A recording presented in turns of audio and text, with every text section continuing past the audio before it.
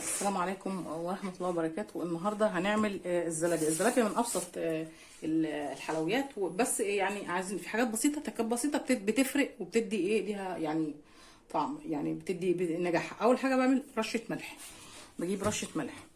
تاني حاجة رشة معلقة سكر، معلقة كبيرة سكر. تالت حاجة أهم حاجة في الموضوع أجيب معلقتين كبار من النشا، تمام، ومعلقه كبيره كده من الخميره.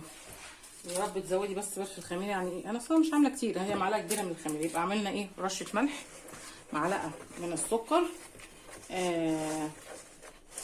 معلقتين كبار من النشا، ومعلقه كبيره من الخميره. واهم حاجه بقى في الموضوع الزلابيه، التكنيك بتاعها ان احنا العجن بتاعها. عجينه الزلابيه بتبقى عجينه كده مش قاسيه ومش خفيفه، تمام. واهم حاجه فيها العجن الكتير، تمام. نعجن كتير بتنجح معانا بتنجح معانا الزلابيه، تمام. اديها كده تقليبه زي ما انتم شايفين. افضل اقلب لحد ما المكونات تمتزج في بعضها. افضل بقى جنبي كده ميه دافيه كده بالراحه، حبه حبه. افضل اقلب الزلابيه. لسه العجينه دي قاسيه، فاحنا بنزود لها شويه ميه.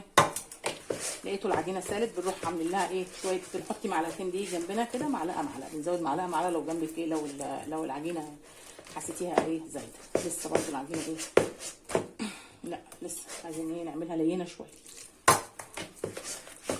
العجينه بتكون لينه شويه.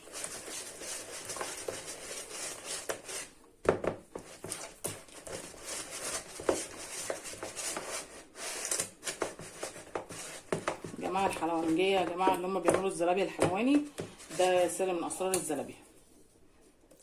وفي نفس الوقت برفع بقى على الشربات. الشربات عباره عن 3 كوبايات من السكر ومعلقه ونص من الميه وعصره ليمونه ومعلقه فانيليا كده، تمام. حاسه المعلقه دي مش حلوه في الخلط، مش مساعداني، تمام. هجيب الخشره هي اللي بعرف اعمل بيها.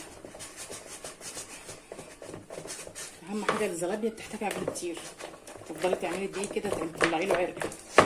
الزلابيه بتحتاج لها عجن كتير عشان تديكي بس نتيجه حلوه ومبهره وناجحه، يبقى معاكي زلابيه ناجحه زي الحلواني بالظبط، تمام كده. تفضلي تعجني كتير. كده احنا شايفين العجينه بتبقى شكلها ازاي. يا رب تكونوا شايفين معايا.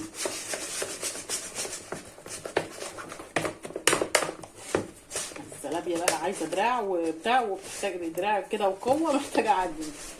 احنا معاها لحد ما ربنا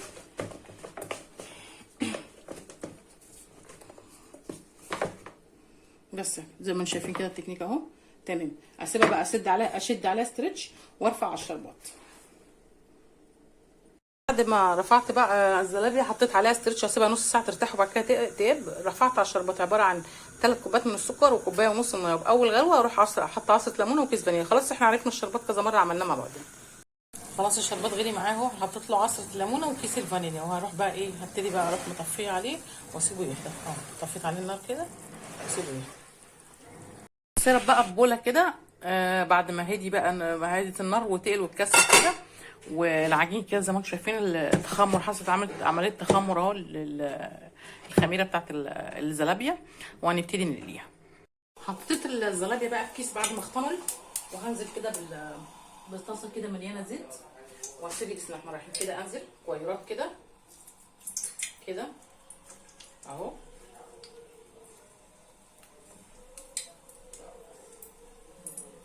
نرفع النار بس شويه، مش عايزاها تبقى هاديه قوي ولا عاليه قوي، تمام. زي ما انتم شايفين كده. تقعد بقى تضايق فيا، اروح حاطه لها زيت جنبي او كوبايه زيت، مفيش مشكله. بس انا عامه بتعامل بالمقص يكون بتاع اكل يعني نضيف كده، تمام. عايزين نعمل احلى زلابيه حلواني. فدلوقتي كيلو الزلابيه عندنا ب70 جنيه، ففوجئت امبارح ابني بيقول لي الكيلو ب70 جنيه، فقلت لا ليه، شويه دقيق وشويه ميه هنعمل احلى زلابيه. قطع معانا مش مشكله بقى. ما بحبش الاشكال الهلاميه لان المقص كده مليان عجين، فانا هضطر بقى ان انا احط زيت جنبي علشان ما يمسكش في المقص، العجين ما يمسكش في المقص ويتحمل معاه زي كده. ما بحبش الاشكال الهلاميه دي يا جماعه كده.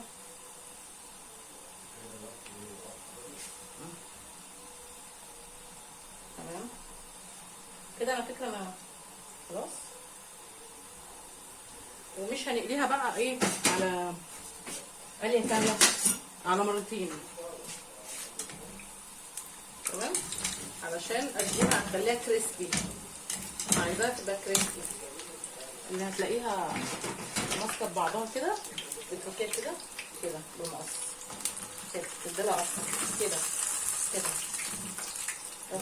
تمام اهي اهي خلاص اهي قصيناها كده وبقت تمام التمام.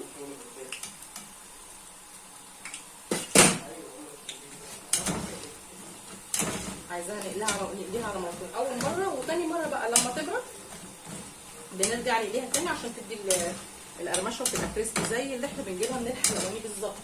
وعلى فكره ممكن تفرزنيها على كده، ممكن تفرزني الزلابيه بنص القليه دي للناس اللي كانت في رمضان. تمام اهو عملنا كل الكويرات كده فصلناها عن بعضها. الاشكال الهلاميه دي ما بحبهاش، بقت كويرات اهي خلاص كده. تديلها قصه كده تفصليها عن بعضها خلاص. نطلع بقى اول حبه دول ونسيبهم يهدوا شويه عشان بعد كده ايه نقليهم تاني، ندي الوش التحميره الحلوه علشان عايزاها تبقى كريسبي. بس نحطيها كده في مصفى كده معايا ننزل انا مش لوحدها على فكره، بس انا بحب برضو ايه اهم من السوق من الشغل ضبط الشغل معايا. هدي اول حبه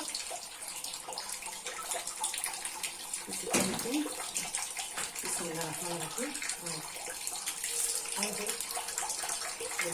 كده. وممكن حركه ثانيه كمان تجيبي العجين جنبك ومعلقه صغيره و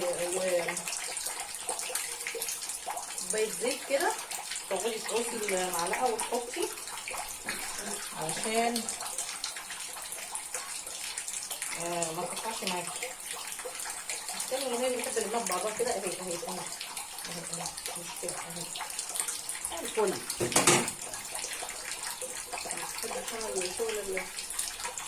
اظبط بس العجين شغله كده انا كمان كده والمه على بعضيه، المه كده معايا. بسم الله الرحمن الرحيم. ابتدي انزل الكويرات الصغيره. انا ما بحبش انا اشتغل اليمين. اديها بس نص قليه كده، نص قليه اللي هتلاقيها عملت معاكي اختلف معاكي كده. اديها قصه كده اهو من القص الخضار بتعملي معاكي اهي اهي اهي مفيش مشكله. القص طالما نضيف والقص بتاع اكل خلاص مفيش مشكله. بس كده اهي الكويرات دي اهي قصيناها من بعض دي بقى تبقى اولانيه مش مشكله عادي.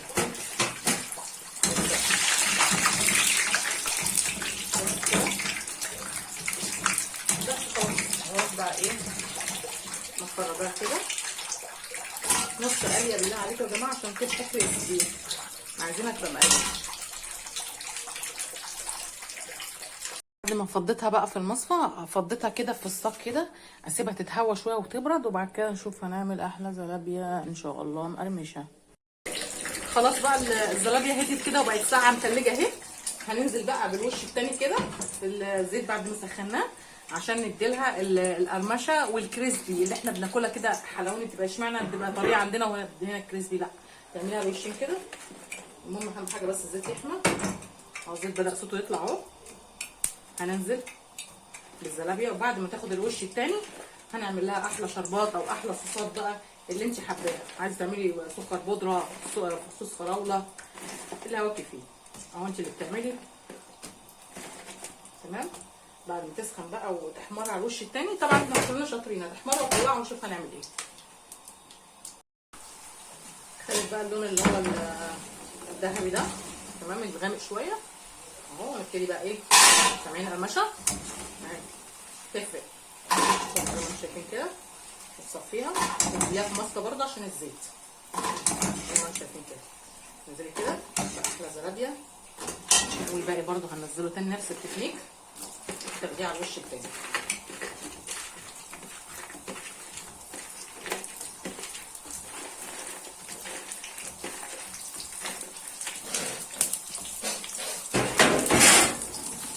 عشان ما اطولش عليكم برضه هحمرها نفس الطريقه دي كده زي ما انتم شايفين كده. وبعد كده الصوص هنعملها بقى بالصوصات بتاعتها بقى، العسل او السكر زي ما انتم عايزين زي ما انتم شايفين.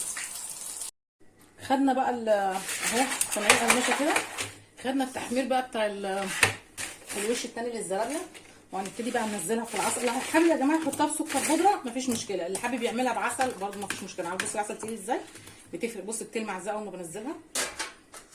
استنى كده عشان اجيب اصور قدامكم يا رب تكونوا شايفين اهي. تمام، انزل كده في العسل معايا واحطها في مصفى عشان كل العسل ده يصفي من عليها، برضه تفضل مقرمشه اهي. يا رب تكونوا شايفين يا رب كويس. بس انا انزل بقى كميه كبيره عشان ايه ما اقعدش انزل واطلع واحده واحده معايا كده اهو. فرقت بقى الجميله كده واديت اللمعه، لما عملناها بالعسل بقت كريسبي. والعسل ما شاء الله تقيل قوي حلو. احلى حاجه للزلابيه الحلويات اللي هي الشرقيه العسل التقيل. انزل كده كميه بقى كميه. والعسل اهم حاجه يكون بارد، الشربات يكون بارد. اديت لها اللمعه يا رب بصوا تكونوا كده تمام اهي كده. وابتدي بقى اخرج الزلابيه بالراحه كده معايا واحده واحده. خلاص كل العسل خلاص بقى. الخطوه دي احنا شفناها وعرفناها. بعد كده ما نخلص بقى هنقدم احلى زلابيه. بس اهم حاجه تحطيها في مصفى كده عشان تصفي كل العسل تحت عشان تفضل كريسبي معاكي.